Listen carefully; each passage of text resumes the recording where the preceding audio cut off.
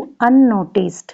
क्यों अननोटिस्ड रह जाता है? Even if it oozes out at any point of injury because it is colourless. Answer क्या है? हमें क्यों ये नोटिस नहीं होती चीज? क्योंकि ये कैसा है? ये कलरलेस होता है। और ब्लड क्यों ऑब्जर्व हो जाता है? क्योंकि जब हमें कोई सा छोटा सा भी कट लग जाता है तो क्या है, हमें ब्लड दिखाई देता है। क्लियर? तो बेटा जैसे हमने ब्लड के बारे में पढ़ा, ब्लड के कंपोनेंट्स के बारे में पढ़ा पिछले वीडियोस में, तो मैं होप करती हूँ कि आप लोगों ने वो सारी वीडियोस देखी होंगी, क्योंकि हमारा जो एक टॉपिक है सर्कुलेटरी सिस्टम, इसमें हम एक चीज़ के बारे में नहीं क्लियर करते हैं चीज़ें, क्योंकि बहुत सारे जो बॉडी पार्ट्स हैं, बॉडी ऑर्गन्स होते हैं, वो एक दूसरे के साथ कनेक्टेड रहते हैं। तो लिम्फेटिक सिस्टम से पहले मैं आप बच्चों से रिक्वेस्ट करूंगी कि आप मेरे जो वीडियोस हैं वहाँ जाएं और अपने जो डाउट है वो आप क्लियर करें, ठीक है? क्योंकि ब्लड अगर क्लियर होगा then you are able to understand the lymphatic system and what is lymph, right?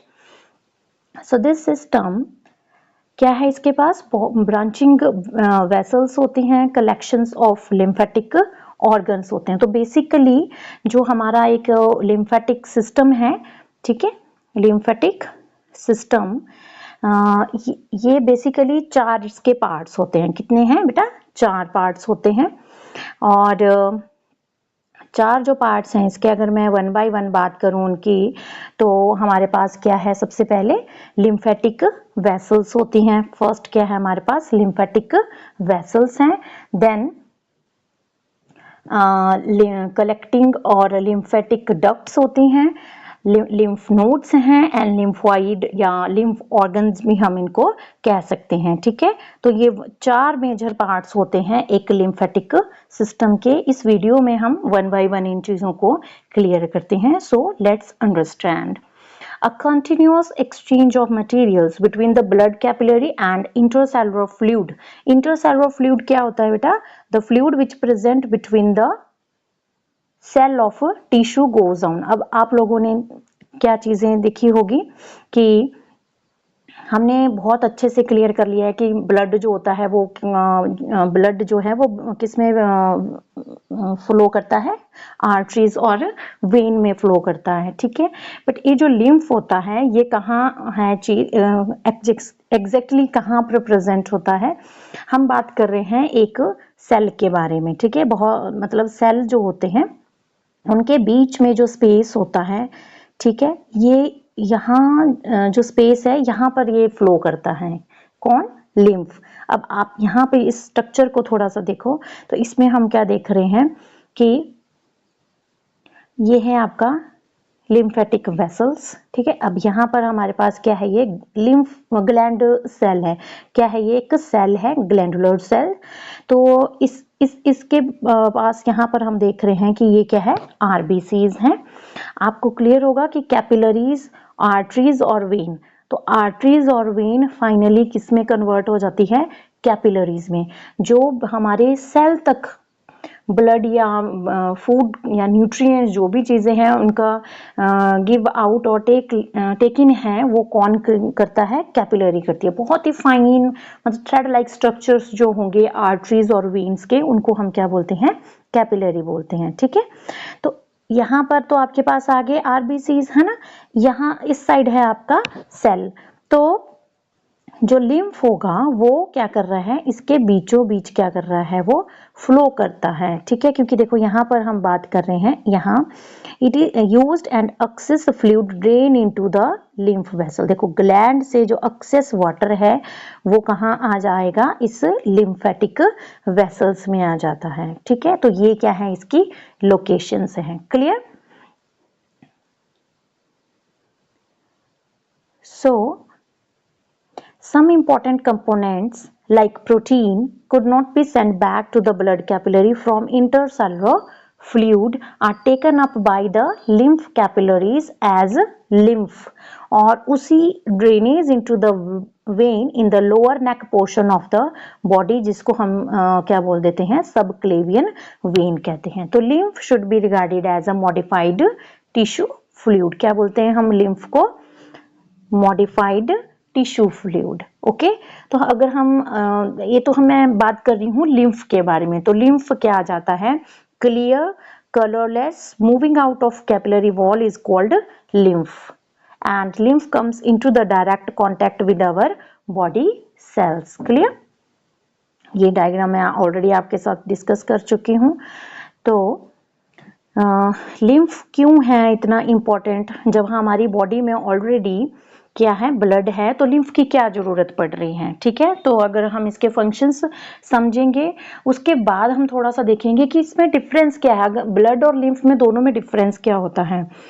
So first of all, it supplies the nutrient and oxygen to those parts of the body where blood cannot reach। important part है कि जहाँ पर blood नहीं पहुँचता हमारे tissue में, वहाँ पर कौन सप्लाई कर रहा है न्यूट्रिएंट और ऑक्सीजन, लिम्फ वहाँ पर सप्लाई करता है। क्लियर।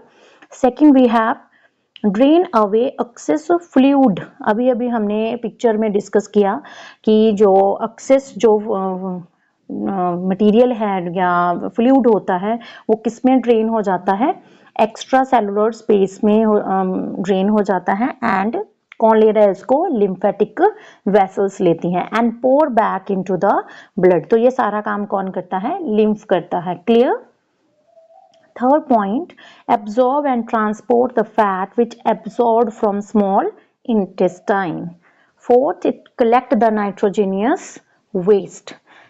नाइट्रोजीनियस वेस्ट जो होते हैं वो हमारे क्या है, urea. Clear. And fifth one, lymphocytes and antibodies which present in the lymph help in removing the bacteria. अब देखो बेटा, यहाँ पर टर्म है हमारे पास लिम्फोसाइट्स। अब लिम्फोसाइट्स जो हैं और एंटीबॉडीज, ये चीजें किस में प्रेजेंट होती है, लिम्फ में प्रेजेंट होती हैं। ठीक है, तो ब्लड जो हमारा ब्लड वाली जो वीडियो है वहाँ मैं बहुत क्लियर करवा चुकी हूँ आपको, लिम्फोसाइट्स, मोनोसाइट्स और हमारे पास जो WBCs हैं उसके फर्दर टाइप्स जो है मैं उस वीडियो में डिस्कस कर चुकी हूँ। आई होप कि ये चीज़ें आपको क्लियर हो, क्योंकि अगर मैं एक ही चीज़ को बार बार रिपीट करूँगी तो वीडियो बहुत ज़्यादा लंबी हो जाती है। और जो बच्चे एक कॉन्टिन्यूस पैटर्न में मेरे वीडियोज़ को देख रहे हैं तो वो ज़रा ये कंफ्यूज भी हो जाते हैं कि क्यों हम बार बार यही चीज़ मैम दोहरा रहे हैं, जो चीज़ मैं ऑलरेडी समझा चुकी हूँ। ठीक है, so next we have blood and lymph. Difference क्या क्या है, बेसिकली ब्लड और इसमें क्या डिफरेंस होता है। ठीक, तो हम इस पे आ जाते हैं। अब ब्लड तो जैसे आपको पता ही है कि ब्लड का जो कलर है वो क्या है, रेड कलर का होता है। ठीक, अब लिम्फ जो है वो क्या है, कलरलेस है। सबसे पहली तो हमारे पास यही इसकी डिफरेंस आ जाता है। क्यों है ब्लड का colour red, just because of the presence of haemoglobin. Haemoglobin का मैंने आपको बताया था कि इसके सेंट्रल जो एलिमेंट होता है वो कौन होता है, कौन सा एलिमेंट है, मुझे आप लोग बताएं। थोड़ा सोचो इसके बारे में, कौन सा होता है हीमोग्लोबिन का, that is iron, Fe। Okay, blood flows rapidly and this flow very slow. अब देखो बेसिक जो डिफरेंस, अगर मैं ब्लड कंपोनेंट के और लिम्फ के कंपोनेंट के बारे में बात करूं तो यहाँ पर क्या आ जाता है, it contain RBCs, WBCs, platelets and plasma. ठीक है, and here in case of lymph it contain only the plasma and WBC, only two things it have. अब देखो इसमें मेजर जो इंपॉर्टेंट पार्ट है ना बेटा वो है WBC, क्योंकि हम WBCs को क्या कह लेते हैं कि ये क्या है, soldier of the body. Clear. अब थोड़ा सा रूट के बारे में बात कर लेते हैं इसके, कि जो ब्लड है वो कहाँ कहाँ से फ्लो करता है। अब देखो ये वाला जो रूट है ये तो आप बच्चों को बहुत ज़्यादा अच्छे से क्लियर भी है, क्योंकि हम लोगों ने हार्ट बहुत अच्छे से पढ़ा है। हार्ट के 4 चैम्बर्स होते हैं और हम यही कहते हैं कि जो हार्ट है, हार्ट से जो ब्लड है वो यहाँ जो है वो डीऑक्सीजनेटेड ब्लड आता है और यहाँ से हमारे लेफ्ट जो वेंट्रिकल है, लेफ्ट वेंट्रिकल, यहाँ से जो ब्लड है वो बॉडी में चला जाता है। ठीक है, ये चीजें हैं, बॉडी से यहाँ आ रहा है। तो देखो स्टार्ट कहाँ से हो रहा है, हार्ट से स्टार्ट हो रहा है और हार्ट पे ही क्या है, एंड हो रहा है। और इसके बाद ब्लड जो है वो किस में फ्लो करता है, ब्लड वेसल्स में फ्लो करता है। तो सबसे पहले क्या है, आर्टरीज। अब आर्टरीज मुझे आप बताएंगे कि आर्टरीज में कैसा ब्लड फ्लो करता है, ऑक्सीजनेटेड और डीऑक्सीजनेटेड।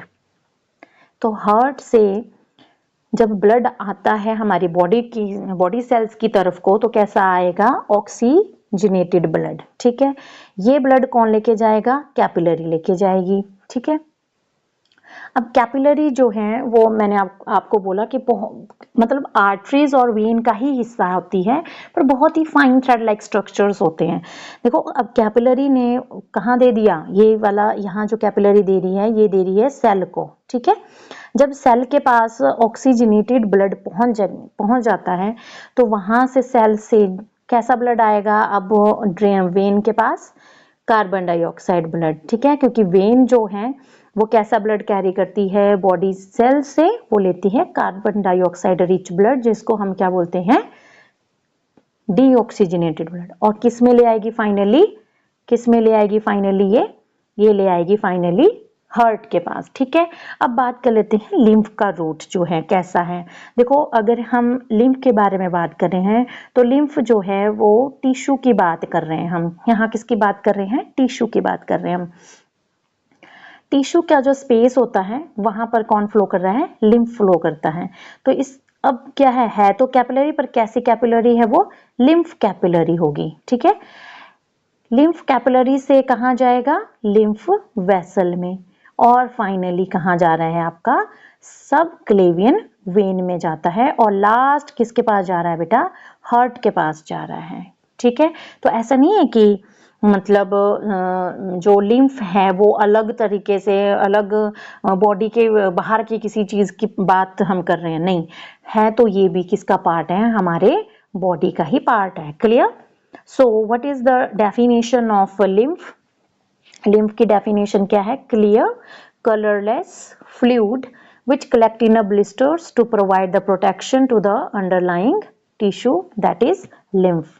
अब lymphatic जो systems हैं हमारे पास, उसके मैंने आपको बताया था कि हम 4 कंपोनेंट्स बेसिकली बात करते हैं। ठीक है, 1 बाय 1 हम उनको करेंगे। यहाँ पर हमें बताया हुआ है कि डक्ट्स होती हैं, नोड्स होते हैं, वेसल्स होती हैं, बट इंपॉर्टेंट पार्ट क्या है यहाँ पर कि इट लैक्स पंपिंग मैकेनिज्म। जैसे हम बात करते हैं हार्ट की, हार्ट किसको पंप कर रहा है, pumping organ of our body is heart, तो ये ब्लड को पंप करता है। ठीक है, बट यहाँ पर अगर लिम्फ की बात कर रहे हैं, तो ये fluid is pushed by the muscles contraction. इसको कौन कर रहा है, मसल्स इस पे ऊपर काम करी। जैसे मसल्स कॉन्ट्रैक्शन करती है, आप लोगों ने पढ़ा है कि जो मसल्स होती हैं वो कॉन्ट्रैक्शन और रिलैक्सेशन मैकेनिज्म शो करती हैं, तो उसी मैकेनिज्म की वजह से क्या होता है, लिम्फ हमारी बॉडी में फ्लो कर रहा होता है। ठीक है, तो थोड़ा सा पहले इसके स्ट्रक्चर के पास आ जाते हैं कि स्ट्रक्चर क्या बोलता है और क्या पार्ट्स होते हैं इसके। ठीक है, ये है हमारे पास ह्यूमन लिम्फेटिक सिस्टम। ठीक है, ये सारा जो पार्ट है, ये पार्ट जो है ये क्या है, ह्यूमन लिम्फेटिक सिस्टम है। ठीक है, the lymphatic system is best developed in mammals. It forms a complex network of lymphatic capillaries and lymphatic vessels. ठीक है, lymphatic vessels are 2 main types. वो कौन कौन सी हैं, वो है एक राइट लिम्फेटिक सिस्टम, ठीक है, और दूसरी होती है हमारे पास थोरेसिक डक्ट। ये 2 चीजें हैं बेसिकली। ओके, तो 1 बाय 1 हम इनके बारे में क्लियर करते हैं चीजें। तो जो हमारी राइट लिम्फेटिक डक्ट है, ठीक, ये यहीं तक ही है, सिर्फ ये यहां से यहां तक, ए वाली राइट लिम्फेटिक डक्ट। इसके बारे में क्या है कि it receive the lymph from right side of the head, neck and thorax and the right arm. It open into the right subclavian vein. ठीक है, तो इसका मेन काम क्या हो जाता है कि ये राइट साइड से ही जो है रिसीव करेगा लिम्फ को। क्लियर। अब बात कर लेते हैं हम थोरेसिक डक्ट के बारे में। जो थोरेसिक डक्ट है, it receive the lymph from the entire body except the right side of the head, neck and thorax. अब इस साइड से नहीं लेगा, इस साइड से नहीं लेगा। इसका काम क्या है, यहाँ से ये तो ले लिया है, यहाँ वाले जो इस साइड का जो लिम्फ है उसको कौन कलेक्ट कर रहा है, राइट लिम्फेटिक डक्ट करता है, क्लियर। और जो आप थोरेसिक होती है, थोरेसिक कहाँ से करेगी, एंटायर बॉडी से करेगी, पर इस साइड से नहीं लेगी ये, clear. And it arises in the abdomen. अब देखो थोड़ा सा मैं अगर आपको क्लियर करूं कि ये जो थोरेसिक डक्ट होती है, ये यहाँ वाली जो लाइन होती है ये है हमारी थोरेसिक डक्ट, ठीक है। It extend upward in front of the vertebral column and open into the left subclavian vein। अब यहाँ ये दोनों, ये लिम्फेटिक डक्ट हो या थोरेसिक डक्ट हो, दोनों ही किसमें जाके ओपन होंगी, सबक्लेवियन वेन में, ठीक है। ये तो हमने क्या बात की यहाँ पर, जो लिम्फेटिक डक्ट्स होती हैं, ठीक। अब जो नेक्स्ट जो इसके पार्ट्स हैं वो क्या आ जाएगा हमारे पास, lymph node, okay. Lymph node, lymph node जो है आप देख रहे होंगे कि अगर ऐसे राउंड में स्ट्रक्चर जो हैं उनको क्या कहते हैं, हम नोड कहते हैं, क्लियर। लिम्फेटिक जो नोड है, lymphatic node is a clump of tissue and housing a number of lymph node। इसकी बात हम यहाँ पर कर रहे हैं कि क्या होता है ये नंबर ऑफ, इसमें है क्या actually, a clump of tissue housing a number of lymphocytes होते हैं, क्लियर। लिम्फ एंड ये node, clear. So these nodes act as a filter. क्या करते हैं ये, मेन काम क्या है इनका, नोड का,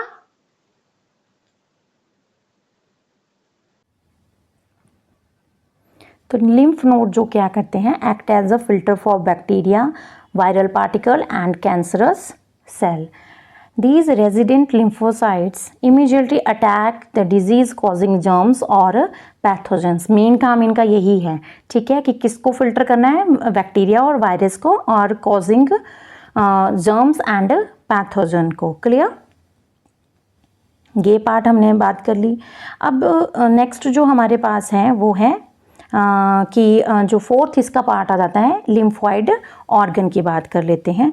लिम्फॉइड ऑर्गन जो होते हैं वो हैं thymus, spleen and bone marrow, ठीक है।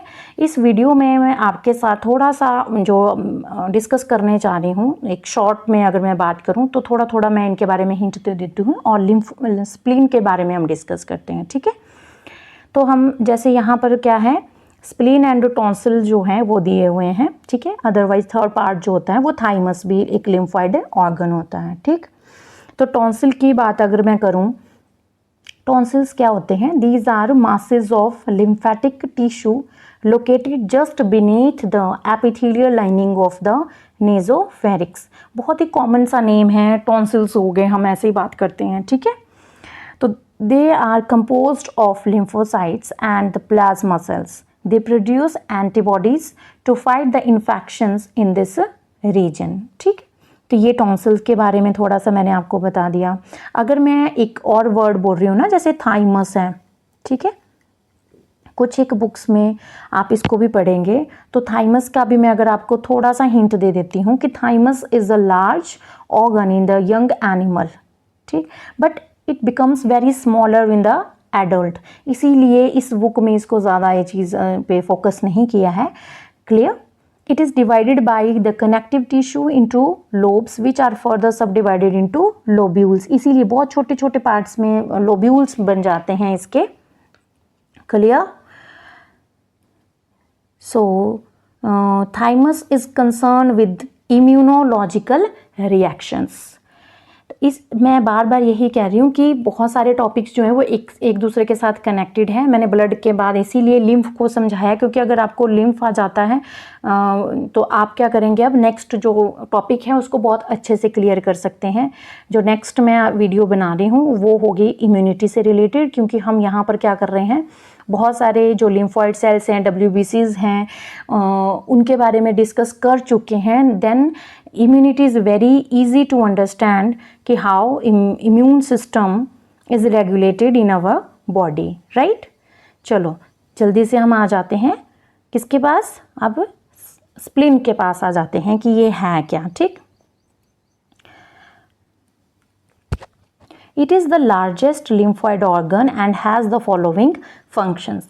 फंक्शन से पहले मैं थोड़ा सा आपको आइडिया देना चाहती हूँ कि ये होता क्या है। ठीक है, ये तो हमने बता दिया कि लार्जेस्ट लिम्फॉइड ऑर्गन है, कहाँ प्रेजेंट होता है, ये बीन शेप्ड होता है, डार्क रेड होता है, organ located in the abdomen just below the diaphragm at the tail of the pancreas behind stomach and it enlarge in infection। देखो इसकी important part क्या है कि जब infections होगा तो ये अपना size जो है वो increase कर लेता है। ठीक है, तो इसके फंक्शंस के ऊपर आ जाते हैं, क्योंकि मेन तो इसके हम फंक्शन ही करेंगे ना कि क्या करता है, कैसे हमारी बॉडी को ये जो है वो इन्फेक्शन से बचाता है। Clear? First we have haemopoiesis. Clear? Haemopoiesis आप इसको अंडरस्टैंड क्या कर सकते हो, इरिथ्रोपोइसिस भी आप समझ सकते हैं, क्योंकि it is a formation of blood cell in the fetus. Fetus जो है वो क्या होता है, हम बात करते हैं कि in the embryo it produces the new red blood corpuscles. और जब हम बात करें कि नॉर्मल ह्यूमन बॉडी की, एडल्ट की, तो कहाँ जो ब्लड सेल्स होते हैं वो प्रोड्यूस होते हैं इन द बोन मैरो। ठीक है, बट जब फिटस की बात होगी तो कहाँ पर प्रोड्यूस हो रहे हैं, स्प्लीन में। ठीक, second function, destructions of old and worn out blood cells and hence term as graveyard of RBCs. ठीक है, तो यहाँ पर क्या हो जाता है, क्या करता है, जो वॉर्न आउट ब्लड सेल्स होते हैं उनको क्या कर रहा है, ये डिस्ट्रॉय कर देता है। Clear? During the active metabolism when the animal require more oxygen, for example in case of haemorrhage the store red corpuscles are released into the blood stream. और इसी फंक्शन को, इसीलिए क्या बोलते हैं हम, स्प्लीन को क्या करता है, it act as a body blood bank भी बात करते हैं हम। क्लियर? और थर्ड है हमारे पास ब्लड रिजर्वायर। तो ब्लड रिजर्वायर में हम बात क्या करें, when an animal is at rest and need less oxygen due to the low metabolism, excess red corpuscles are withdrawn from circulation and store in the spleen. That's why it is called blood reservoir. And last function of this is defensive actions by engulfing bacteria. ठीक है, इसीलिए हम इसको क्या कह सकते हैं कि डिस्पोजल ऑफ फॉरेन एलिमेंट्स जो हैं वो भी कौन प्ले करता है पार्ट, इसमें स्प्लीन करता है। The मैक्रोफाजेज of the spleen engulf and destroy the foreign germs and other substances entering into the blood. तो ये मेजर जो फंक्शंस हैं वो किसके हमने डिस्कस किए, स्प्लीन। तो आज के वीडियो में हमने क्या क्या डिस्कस कर लिया, लिम्फेटिक सिस्टम। और लिम्फेटिक सिस्टम को क्लियर करने के लिए हमने क्या क्या चीज़ें की कि ब्लड और लिम्फ में क्या है डिफरेंस, क्या होता है, फंक्शंस क्या हैं लिम्फ के। क्लियर? एक रूट क्या है लिम्फ और ब्लड का बॉडी के अंदर, लिम्फेटिक सिस्टम जो है। फिर पढ़े lymph node, then lymphoid organs जिसमें हमने बात की स्प्लीन और टॉन्सिल्स की। क्लियर? तो बेटा इस तरीके से स्टेप बाय स्टेप जो है अपने टॉपिक्स को क्लियर करें। ऐसा नहीं कि एक टॉपिक आज पढ़ लिया तो आज बीच में से कोई भी टॉपिक आप उठाओगे तो आपको एक कनेक्शंस क्लियर नहीं हो पाएगा उनका एक दूसरे के साथ। ठीक है, अब नेक्स्ट वीडियो में मैं आपके साथ डिस्कस करूंगी इम्यूनिटी के बारे में और कुछ इसके डिसऑर्डर्स हैं related to blood and heart. ठीक, फिर ये हमारा चैप्टर क्लियर हो जाएगा। और जैसे कि मैंने आपसे प्रॉमिस किया है कि मैं टॉपिक वाइज जो है वो आपके साथ डिस्कस करूंगी क्वेश्चन आंसर्स, तो मैंने कुछ एक वीडियोस जो हैं वो ऑलरेडी मैं एमसीक्यूज डिस्कस कर चुकी हूं। जब ये इम्यूनिटी वाला टॉपिक क्लियर हो जाएगा तो इम्यूनिटी और लिम्फॉइड से मैं दोनों टॉपिक को कंबाइंड करके कुछ एमसीक्यूज भी आपके साथ डिस्कस करूँगी। ठीक है, तो आज बस इस वीडियो में इतना ही। आई होप कि आप लोगों को चीज़ें क्लियर हो रही हैं, राइट? तो इसके साथ मैं आप आज ये वीडियो कंप्लीट करती हूँ, नेक्स्ट वीडियो में मिलते हैं, ठीक है। Up to that bye bye, take care, have a nice day.